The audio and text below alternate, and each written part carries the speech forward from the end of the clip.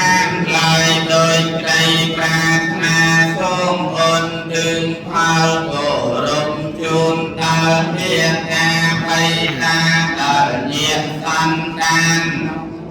ទាំងគ្រូអាចារ្យឧបជាទាំងឡាយគ្រប់រាប់ជុំញាតិឬញ៉ាំបែកគ្រាចាប់ញាតិចិត្តឆ្ងាយសូមបានអាហាររីករាយសង្កាយនឹងកូនកងសាលដែល